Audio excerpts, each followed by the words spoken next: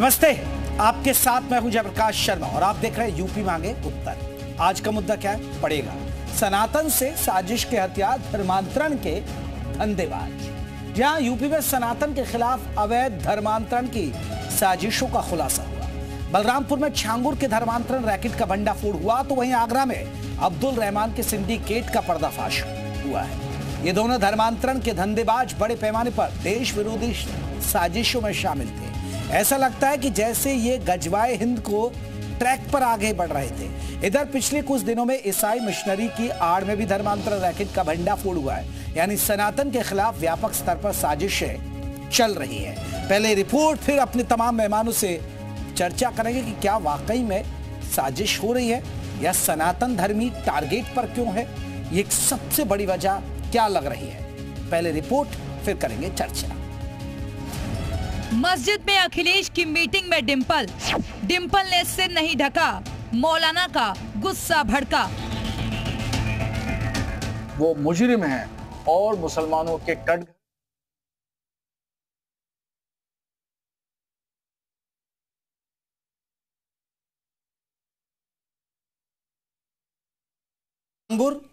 फिर उसके बाद रहमान सिद्दीकी, फिर उसके बाद आपने देखा कि बहुत सारी ईसाई मिशनरियां भी एक्टिव नजर आ रही हैं। तो धर्म परिवर्तन, ईसाई मिशनरी की आड़ में धर्मांतरण का एक खेल, चंगाई सभा में शहर से ऑपरेशन दगा, तो बहुत सारे ऐसे मामले सामने आ रहे हैं। खासकर क्यों सनातन धर्म को ही टारगेट किया जा रहा है और क्यों सनातन धर्म पर ही, हिंदू धर्म से ही धर्म परिवर्तन करा जा रहा है हिंदू धर्म के लोगों का। यह एक अपने आप में सवाल है और यह सोचने पर भी मजबूर करता है।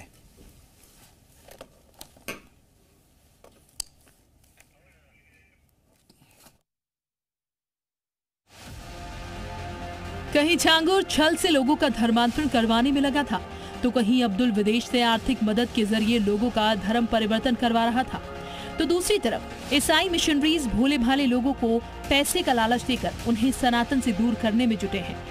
पहले शाहजहांपुर और अब सीतापुर में ईसाई मिशनरी के धर्मांतरण वाले खेल का खुलासा कर 100 लोगों को छुड़ाया गया। सीतापुर के इमलिया सुल्तानपुर में विश्व हिंदू परिषद ने धर्मांतरण के खेल का पर्दाफाश किया।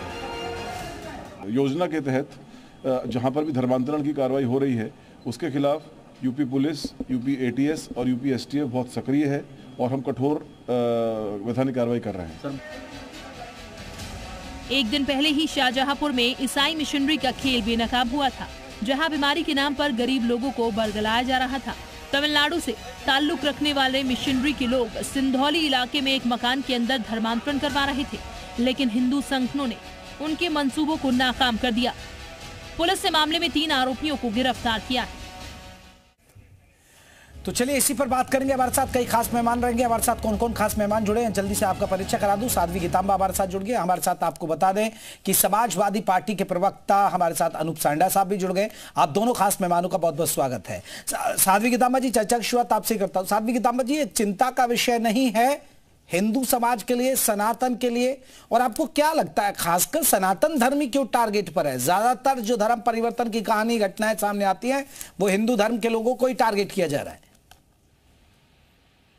धर्मी जो है सहनशील होते हैं और उनके अंदर ये सब भावनाएं नहीं रहती हैं कि हम दूसरे का धर्म परिवर्तन करवाएं और दूसरे को हम अपने धर्म में ले आए, या हिंदुओं का धर्म इतना कमजोर हो गया है कि हम अब ईसाई बनवाने के लिए। तो हमारे यहाँ सबसे बड़ी बात यह है कि जो हमारे यहाँ धैर्य है, जो सहने की क्षमता है, उसका लोग परीक्षा लेते हैं, पहली बात। दूसरी बात, जो हिंदुओं में गरीब तबके के लोग हैं, उनको ये लोग लालची बना देते हैं। कुछ तो ऐसा प्रचार करते हैं कि छूने से कैंसर ठीक हो गया, वहाँ हम गए उस मिशनरी से जुड़े तो किसी को बच्चा नहीं रहा, बच्चा हो गया, कोई एकदम दरिद्र था, धनी हो गया। ऐसे ऐसे दुष्प्रचार ये करते हैं कि वो उनकी बात पर भरोसा करके उधर मुड़ जाते हैं, और जब उधर मुड़ते हैं तो सबसे पहले इनका धर्म परिवर्तन होता है। उसके बाद बहुत से ऐसे हिंदू जो ईसाई बन गए, मुसलमान बन गए, वो फिर लौट करके अपने यहाँ आते हैं तो ये कहीं के भी नहीं रहते हैं, न ये राम के रहते हैं न रहीम के रहते हैं। तो जो हमारे यहाँ ये दुष्प्रचार ये लोग जो कर रहे हैं, ये लोग कैंसर का इलाज कर दे रहे हैं, ये लोग ऐसी ऐसी बात बोल रहे हैं कि हमारे जो गरीब तबके के लोग हैं, जो शिक्षित कम है, जिनको शिक्षा नहीं है, वो इनसे जुड़ जाते हैं और बहुत जल्दी इनके चंगुल में फंस जाते हैं। और फंसने का कारण यही होता है कि चमत्कार को नमस्कार करना चाहते हैं और वहाँ चमत्कार के नाम पर झूठा, एकदम झूठा प्रोपगंडा चलता है। ठीक है, अनूप सांडा साहब, मैं आ रहा हूँ, साध्वी गीताम जी लौटूंगा। आप कैसे देखते हैं इस तरह की घटनाएं, खासकर एक अगर आप देखेंगे धर्म परिवर्तन, अब तक तो हम मुस्लिम ईसाई मिशनरियों को ही सुनते थे, लेकिन अब इसमें एक विशेष वर्ग मुस्लिम समाज के लोग नजर आ रहे हैं। छांगुर में गैंग का आपने देखा, आगरा में आपने देखा, बहुत सारी ईसाई मिशनरियों की भी कहानियां हम देख रहे हैं। आपको नहीं लग रहा है कि ये सनातन के नजरिए से, हिंदू धर्म के नजरिए से एक चिंता का विषय है? और सबसे बड़ा सवाल है कि आपको कोई लगता है कि एक विशेष वर्ग को टारगेट क्यों किया जा रहा है? फिर ये समाजवादी पार्टी, कोई भी व्यक्ति, कोई भी धर्म से जुड़े लोग या कोई भी संस्था अगर किसी को आर्थिक प्रलोभन दे करके, अनुचित साधनों का प्रयोग करके या बल प्रयोग करके या बहला फुसला करके अगर धर्मांतरण कराती है तो उसके खिलाफ है। अब सवाल यह है कि जो आज हो रहा है देश में, जिस तरीके के ऊपर आपकी पर चर्चा हो रही है, 11 सालों से एक पार्टी विशेष की सरकार है इस देश में, भारतीय जनता पार्टी की, जो इस बात का दावा करती है कि हम सनातन को मजबूत करेंगे और सनातन के लिए हमने अपना पूरा जीवन होम कर दिया है।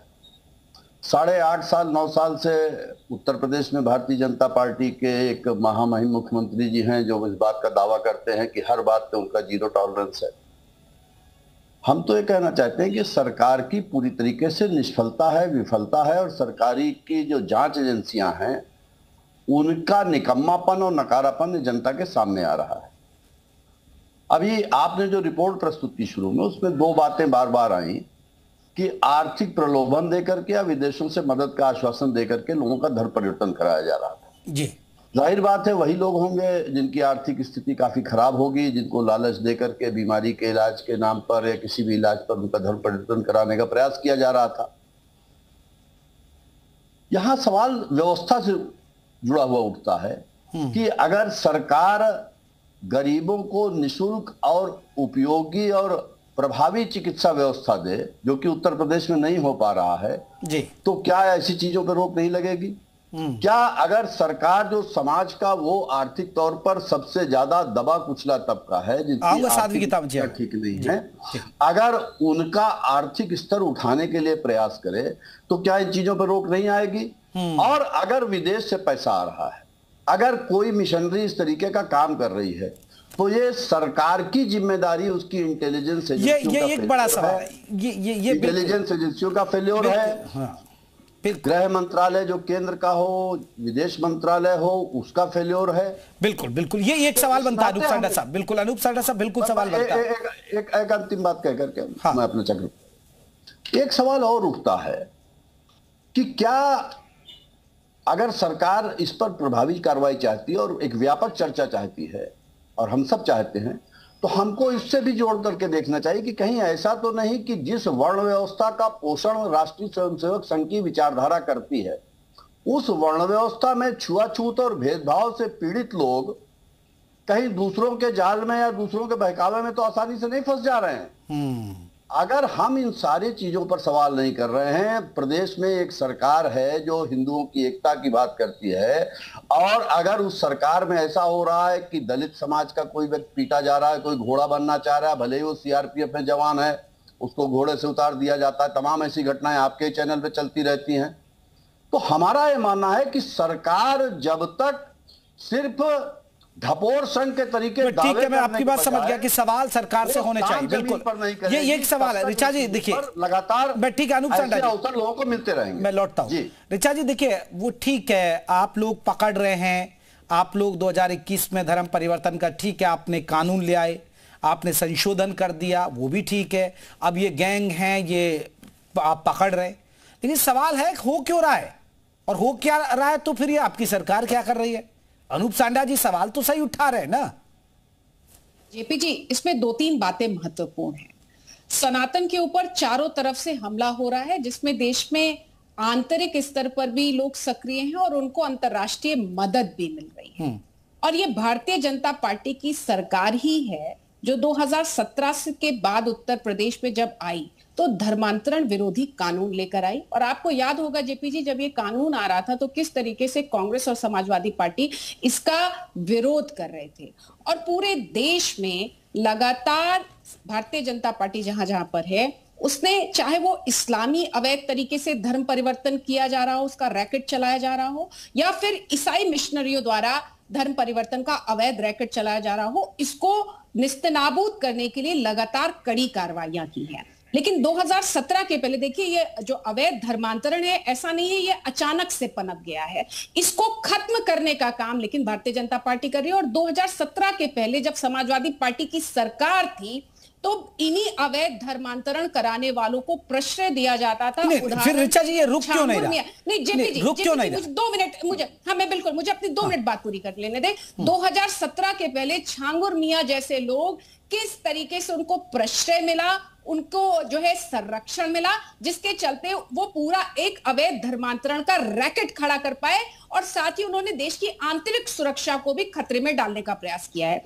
और अभी ये राष्ट्रीय स्वयंसेवक संघ की बात कर रहे थे अनूप सांडा जी, तो अनूप सांडा जी को मैं 2 जानकारी देना चाहती हूं कि पूर्वोत्तर में जिस तरीके से ईसाई मिशनरियों के द्वारा अवैध धर्मांतरण कराया जा रहा था, धर्मांतरण जिहाद चलाया जा रहा था, राष्ट्रीय स्वयंसेवक संघ के संगठित परिणामों का आज ये नतीजा है कि वहां पर अवैध धर्मांतरण रुका है। जो जनजातीय समाज के लोग थे, जो वनवासी समाज के लोग थे, उनका किस तरीके से धर्मांतरण के नाम पर उत्पीड़न किया जा रहा था, उनकी जल जंगल जमीनों को छीना जा रहा था, इसका पूरा संगठित तरीके से वहां पे राष्ट्रीय स्वयंसेवक संघ के द्वारा पूरा एक ऑपरेशन चलाकर पूरी उसकी सांस्कृतिक रूप से उनकी संस्कृति को बचाने के लिए अभूतपूर्व प्रयास किए गए हैं। और दूसरी बात, अनूप सांडा जी, आप अभी राष्ट्रीय स्वयंसेवक संघ की बात कर रहे थे, तो आपको पता होना चाहिए कि आरएसएस के भीतर किसी भी तरीके की जातीय व्यवस्था मौजूद नहीं है। कम से कम जानकारी ना हो तो फिर उसको मैं एक छोटा सा रिएक्शन फिर मैं बंसल साहब का रुख करूंगा। मैं बिल्कुल, मैं ऋचा जी इस पर, अनूप सांडा जी एक सवाल है। देखिए ऋचा जी ने 2 आरएसएस के अंदर लोग अपने नाम के आगे जाति का उपयोग नहीं करते हैं। ये अनूप सांडा और समाजवादी पार्टी के लोग ही हैं। आप मुझे एक बयान बताइए, मैं जवाब ले लेता हूँ। ठीक है ऋचा जी, इस पर एक जल्दी से अनूप सांडा जी एक छोटा सा रिएक्शन चाहिए मुझे, क्योंकि बाकी मेहमान तब तो मैं रिएक्शन दूं। नहीं, आप मुझे बताइए ना, कांग्रेस और समाजवादी पार्टी का एक बयान जो छांगुर मियां ये मैं पूछ रहा हूं ना। ऋचा जी अब रुक जाइए ना आप। ऋचा जी मैं ये अनूप सांडा साहब यही सवाल है। देखिए आपने आरएसएस के पर तो सवाल उठा दिए, आपने एक शब्द नहीं कहेंगे छांगुर के लिए, आप नहीं कहेंगे कि भाई एक आप क्यों नहीं कहते आप कि भाई एक विशेष वर्ग का नाम बार बार आता है, विशेष वर्ग का, भाई उनको बोलिए आप। जेपी जी एक बात बताइए, तुष्टिकरण है, वोटों का तुष्टिकरण में समाजवादी, अरे चुप हो जाइए ऋचा जी, सुनने का साहस पैदा कर लीजिए, तो दूर साहस पैदा कर लीजिए सुनने का। अरे जेपी भाई क्या है बच्चों, ऋचा जी वो जवाब दे रहे हैं ना आपकी बात, आप नहीं जो है बोल पा रहे हैं, क्या बच्चों जैसा है जी। ऋचा जी बच्चों जैसा नहीं, अवैध धर्मांतरण का जवाब, ऋचा जी जवाब तो ले लेना। ऋचा जी सुन लीजिए, जवाब भी सुन लीजिए ऋचा जी, 17 के दौरान जवाब भी सुन लीजिए ऋचा जी, जवाब तो हो जाए 12 से 17 के दौरान प्लीज ऋचा जी, चतुराई से ऋचा जी जवाब हो जाए। जो मूल सवाल मैंने उठाए थे उनको दरकिनार कर दिया। इन्होंने कहा राष्ट्रीय स्वयंसेवक संघ जाति व्यवस्था में कोई विश्वास नहीं करता।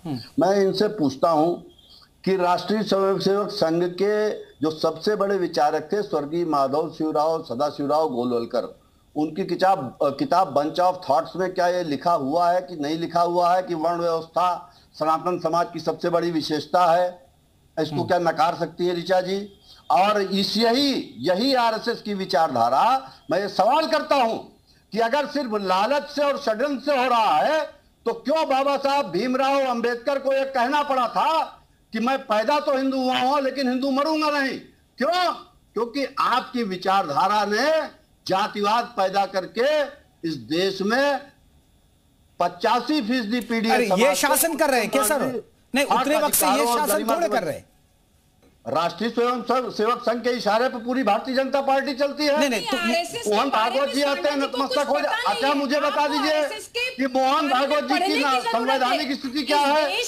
मोहन भागवत जी की संवैधानिक स्थिति क्या है कि वो जब आते हैं तो प्रदेश के मुख्यमंत्री से लेकर के देश के प्रधानमंत्री तक उनको मिलने जाते हैं। अगर कोई राष्ट्रीय स्वयंसेवक संघ से इनका संबंध नहीं है तो ये क्यों जब सरसंघ चालक आते हैं तो उनके सामने नतमस्तक क्यों होते हैं? माननीय प्रधानमंत्री जी, माननीय मुख्यमंत्री जी, प्रदेश के बड़े-बड़े अधिकारी। अरे सर ऐसा तो नहीं ना सांडे साहब ऐसा तो है नहीं कि धर्म परिवर्तन के मामले आपकी सरकार में नहीं होते थे। नहीं धर्म परिवर्तन की सरकार, ठीक है। ऋचा जी रुकिए, ऋचा जी, अनूप सांडा जी हो गए, मैं बाकी मेहमानों को जोड़ूंगा। सरसंघ प्रमुख की संवैधानिक स्थिति क्या है इसको बता दें। ठीक है रुकिए, अनूप सांडा जी, ऋचा जी हो गई बात। चलिए मैं बंसल साहब का रुख करूंगा। ठीक है, और भी मेहमान है, जरा और भी मेहमानों को नंबर आ। ऋचा जी हो गई बात, धर्मांतरण के विषय में ठीक है। चलिए ऋचा जी, मैं ठीक है मैं बात करूंगा ना। ऋचा जी अभी रुकिए, एक बड़ा सवाल है। हमारे साथ बंसल साहब है। बंसल साहब देखिए, आप प्रवक्ता है विश्व हिंदू परिषद के। अब कहते हैं भैया, अब ये भी कहते हैं हम तो सनातनियों की सरकार माना जा रहा है, कह रहे हैं कि भैया अब तो हिंदुओं की सरकार है। तमाम बाबा कह रहे हैं कि भैया सनातन देश बनना चाहिए, लेकिन वही सनातन में सेंधमारी हो रही है, उसी में ही धर्म परिवर्तन के मामले आ रहे हैं। सर ये आप लोगों के लिए चिंता का विषय नहीं है? सरकार भी आप लोगों के पक्ष की है, कानून भी बन चुका है, फिर ये हो क्यों रहा है? बंसल साहब समझ, बहुत महत्वपूर्ण बात आपने कही है। बेसिकली क्या है कि ये धर्मांतरणकारी गैंग है ना, उनको गैंग को अभी तक पाला जाता था, पोसा जाता था, उसको राजनीतिक हथियार के रूप में प्रयोग किया जाता है। अभी देखिए, जब इतना सारा एपिसोड हो गया, उसके बावजूद भी अखिलेश यादव जी दिल्ली की एक मस्जिद में जाकर के और सिर्फ नमाज नहीं पढ़ी, बाकी सब कुछ किया उन्होंने। लेकिन मैं कहना चाहता हूँ, हमें लग रहा था कि चलो एक महिला को भी मस्जिद में प्रवेश मिला। मैं साधुवाद दे रहा था कि भाई चलो समाजवादी पार्टी कम से कम एक समाजवाद की राह पर चली है। अब लगता है देश की मस्जिदों में अब महिलाओं की एंट्री खुल जाएगी। मुझे लग रहा था कि अखिलेश जी समाजवाद की राह पर शायद आ जाएंगे वापस, तो हो सकता है कि भाई देश की मुस्लिम महिलाओं को भी मस्जिद में नमाज पढ़ने की अनुमति मिल जाएगी। हो सकता है कि एक बाहर निकल के, मस्जिद से बाहर निकल के अखिलेश जी ये भी कह दें कि कल से जो है ना जी, ये जो मुस्लिम कट्टरपंथी हैं अब महिलाओं को जो बुर्के में या उसमें हिजाब में कैद करके नहीं रखेंगे। नहीं बंसल साहब, मेरे सवाल को आप थोड़ा इधर ले गए, आप उधर मुस्लिम समाज पे चले गए। आप देखिए, आपने मेरा सवाल बहुत वाजिब है और आप सोचेंगे तो आपके लिए भी चिंता का विषय है। शर्मा जी, मैं आपकी बात का जवाब दूंगा। आपको पता है मैं टू द पॉइंट बात करता हूँ, लेकिन क्या है कि जब बातें इधर उधर की हो रही हैं तो थोड़ा सा उसकी पृष्ठभूमि में भी जाना बहुत जरूरी है। क्योंकि आप देखिए कि ये जो चीजें नहीं हुई, और अंततोगत्वा मेरी देश की एक सांसद और एक बड़े राजनीतिक दल उत्तर प्रदेश का, उसी महिला के ऊपर उस इस्लामिक जिहादी ने जिस तरह की घृणित टिप्पणी की, मैं सबसे पहले उसकी निंदा करता हूं और इस बात का चिंता व्यक्त कर रहा हूं कि आखिरकार ये जो पार्टी है जो समाजवादी नहीं नमाजवादी क्यों हो गई है, जिसके कारण उनका मुंह सिल गए। आखिरकार उस जिहादी ने जिस तरह से एक सम्मानित सांसद के ऊपर जिस तरह से हमला किया, न उसके पति बोले, न उनकी पार्टी बोली, न इंडी का गठबंधन बोला, और न ही जमीयत उलेमा हिंद और दारुल उलूम देवबंद, और न ही जो है ये जो all India Muslim personal board जैसी तंजीमें बोली। अब आता हूं धर्मांतरण पर। देखिए, इस तरह का जो जिहादी तुष्टीकरण है ना, वही धर्मांतरण के लिए बहुत बड़ा जिम्मेदार है। अभी तक क्या होता था कि देश राज्य के अंदर कानून ही नहीं था, और जब कानून बना तब पता लगा कि और इतने सारे केसेस हो रहे हैं, केसेस रजिस्टर होने लग गए, पुलिस प्रशासन उन पर कार्रवाई करने लग गया, मीडिया उनको कवर करने लग गया। नहीं तो शर्मा जी, ठीक है बंसल साहब, मैं एक रिएक्शन ले लेता हूं। अनूप सांडा साहब देखिए, ये देखिए बंसल साहब इस बात को भी सही कह रहे हैं और बीजेपी भी ये बात सही कह रही है। नहीं, गलत बात है ये, मेरे को बात पूरी होने दीजिए। जल्दी करिए सर, और भी लोग हैं ना फिर। जल्दी नहीं। देखिए, मैं देर में आया, कम से कम मैं सबसे ज्यादा पीड़ित पक्षकार हूँ। मैं कोई राजनीतिक दल का कार्यकर्ता नहीं हूँ, मैं विश्व हिंदू परिषद का राष्ट्रीय प्रवक्ता हूँ। हिंदू समाज की चिंता मेरे मन में है, और ये देखो जिस तरह से उपवास उड़ा रहे हैं, जिस तरह से राक्षस की तरह कर रहे हैं, ये इस बात का सबूत है कि किस तरह से हिंदुओं का दोहन अभी तक होता रहा है। शर्मा जी, ये बात समझनी पड़ेगी। तो इस पर जवाब लेता हूँ मैं, बिल्कुल। अनूप सांडा साहब, अगर बंसल साहब अपने आप को पीड़ित बता रहे हैं, उनसे क्या जवाब लोगे? अरे जवाब तो लेने दो ना। आपने वो जो सवाल उठाए वो तो बंसल साहब जवाब ले लो। नागरिक लगाना ना। और देखिए, ये दलित की राजनीति करते हैं, देश की एक दलित महिला पूर्व मुख्यमंत्री को किस तरह से दुर्व्यवहार किया, पूरे देश ने देखा। इनको माफी मांगनी चाहिए। ठीक है बंसल साहब, अब जवाब हो जाए, बहुत सारे सवाल हो गए ना आप पे। अनूप साठे साहब एक बात सही कह रहे हैं, देखिए आप मस्जिद में चले जाएंगे, छांगुर पर एक शब्द नहीं बोलेंगे, ठीक है। देखिए ये पुलिस, ये सरकार इनकी, कानून इनका, सब चीज इनका, लेकिन आप लोग एक विपक्ष के नाते चुप क्यों रहते हैं? बंसल साहब जवाब ले ले। पहली लाइन फिर मुझे मतीन साहब को जोड़ना जल्दी से। मैंने पहली लाइन में बोला कि किसी भी तरीके से अवैध ढंग से दबाव से, आर्थिक दबाव से, तो आप बोले ना छांगुर गलत कर रहा था। छांगुर क्या, मैं तो कह रहा हूं कि जितने भी लोग षड्यंत्रपूर्वक घर परिवर्तन का प्रयास कर रहे हैं वो सब पर रोक लगनी चाहिए और उनके खिलाफ कार्रवाई होनी चाहिए। मैं उससे कोई इनकार, अरे बंसल सुन रहे यार, आप तो बच्चे हो जाते हो, आप पीड़ित हो फिर भी चिल्ला रहे हो, सुन तो मेरी बात। ऐसे ज्यादा शर्मा जी इनको समझाइए, बंसल जी में धैर्य नहीं है। अरे सनातन धर्म तो धैर्य के लिए प्रख्यात है, थोड़ा धैर्य रख लीजिए। सुन लीजिए बंसल जी, अरे हमको भी सुन लीजिए मित्र, ये नहीं सुनेंगे, इतने क्यों विचलित हो जाते हैं? मैं बोलना शुरू नहीं करता हूँ, चिल्लाने लगते हैं। लगता है इनकी दुखती रख दो, मैं हाथ रख देता हूँ। अरे इन्होंने बड़ी लंबी बात, की बेइज्जती होगी तो मेरी तो इन्होंने है ना आपको। तो अच्छा इनको अगर हिंदू आज इनको बड़ी चिंता हो रही है, इनको बड़ी चिंता है, इनको बहुत पीड़ा है, बहुत पीड़ा है। मैं इनकी इस पीड़ा से अभी ठीक है, मैं अनूप साठे साहब लौटूंगा। बंसल साहब मुझे एक रिएक्शन, बंसल साहब, मतीन साहब भी जुड़े हुए हैं। मतीन साहब हमारी तो बात ही नहीं हुई, मैं आ रहा हूँ एक रिएक्शन उनका हो जाए, वो भी काफी देर से इंतजार कर रहे हैं। अनूप साठे साहब मैं आ रहा हूँ, आपको मौका दूंगा। मेरे साथ मतीन साहब हैं, हमारे साथ प्रदेश अध्यक्ष इंडियन यूनियन मुस्लिम लीग के। मतीन साहब ये एक बड़ा सवाल है कि सिर्फ सनातन को टारगेट किया जा रहा है क्या? सिर्फ सनातन पर ही एक सभी की नजर है? ईसाई मिशनरी भी चाहते हैं कि भाई हिंदुओं का धर्म परिवर्तन करा जाए। अगर बात आती है फिर विदेशी फंडिंग की बात आती है, वही जुड़ता है। छांगुर है वो देखिए आपके समुदाय से है, तो उसको भी विदेशी फंडिंग हो रही है। देखिए एक देश में दो कानून दो तरह से इम्प्लीमेंट हो रहा है। के संकवार बरेली में वहां पर वो बाकायदा ऐलान जो है वो मुसलमान लड़कियों को बुला करके धोखे से, पैसे से, जैसे भी है वो छल कपट से वो। अरे मतीन साहब आप ये आप हर बार कहते हैं, लेकिन आप कोई शिकायत, कोई कोर्ट अदालत ये भी है ना, अगर इनके आपके पुलिस नहीं सुन रही है तो दो कानून आप कैसे चलाएंगे? एक कानून को दो तरह से इम्प्लीमेंट करेंगे। कहीं पर अगर कोई जो है कावड़ यात्रा में जा रहा है, कोई एक्सीडेंट होता है तो उसको मुआवजा मिल जाएगा, और अगर कोई ताजिया दफन करके अगर वापस आ रहा है उसके साथ एक्सीडेंट होगा तो उसको जो है मुआवजा नहीं मिलेगा। जौनपुर की घटना आपके सामने, तो दो तरह से इम्प्लीमेंट हो रहा है। सरकार ने चेतावनी दिया था कि इतना ऊंचा नहीं होना चाहिए कि जब एक्सीडेंटल मृत्यु हो, वो आप लोगों ने जानबूझ के किया था, तो वहाँ कैसा हुआ? इंटरप्ट कर रहे, कौन ये बोल रहा है बीच में? नहीं आप क्यों मुआवजा क्यों मांग रहे हैं? बात कर रहे हैं, आप अपनी बात करिए, मैं आपकी बात में बोला। आप काहे के लिए बीच में इंटरप्ट कर रहे हैं? आगरा के अंदर जब जाहिर है कि वहाँ जब तो मतीन साहब फिर आप छांगुर को सही बता रहे कि छांगुर ठीक कर रहा था? फिर नहीं, ठीक है, मान लीजिए ये गलत कर रहे हैं, ये मान लीजिए छांगुर सही कर रहा है, फिर कौन सा धर्म परिवर्तन उसने कराया, किसका कराया है? अरे खाली एक नैरेटिव बना करके नहीं बात करना चाहिए। अभी जो अल फारूक स्कूल के जो मैनेजर प्रबंधक को जो गिरफ्तार किया है, क्या है उन्होंने किसका धर्म परिवर्तन कराया है? वो 3 साल पुराना जो है, 4 साल पुराना। तो ये क्या जबरदस्ती इनको जेल भेज दिया क्या छांगुर को? नहीं, जबरदस्ती जेल भेज दिया क्या छांगुर को? नहीं, ये जो फारूक कॉलेज के जो प्रबंधक को भेजा है, क्या भेजा है? अरे सर उसके लिंक ही तो होंगे ना, लिंक होंगे ना। कोई लिंक नहीं है। चलिए ऋचा जी आप लोग क्या जबरदस्ती कर रहे हैं क्या? आप एक विशेष वर्ग को टारगेट कर रहे हैं क्या? चलिए मतीन साहब पूछ लेता हूँ, बीजेपी से पूछ लेता हूँ मैं। सिर्फ मुसलमानों को टारगेट करने का काम कर रहे हैं बस। भारत में हिंदुओं को अल्पसंख्यक करने की जो अंतर्राष्ट्रीय साजिश चल रही है उसमें ये लोग कहीं ना कहीं शामिल हैं। और ज्यादा चिंता का विषय ये है कि जब ईसाइयों के द्वारा अवैध धर्मांतरण कराया जाता है, इस्लामियों के द्वारा अवैध धर्मांतरण कराया जाता है, तो समाजवादी पार्टी और कांग्रेस पार्टी चुप्पी धारण कर लेती है और समर्थन करती है। 2017 के पहले मुझे एक कार्रवाई बता दीजिए उत्तर प्रदेश में जो अवैध धर्मांतरण पर की गई हो, क्योंकि समाजवादी पार्टी के द्वारा अवैध धर्मांतरण कराने वालों को प्रश्रय दिया जाता था।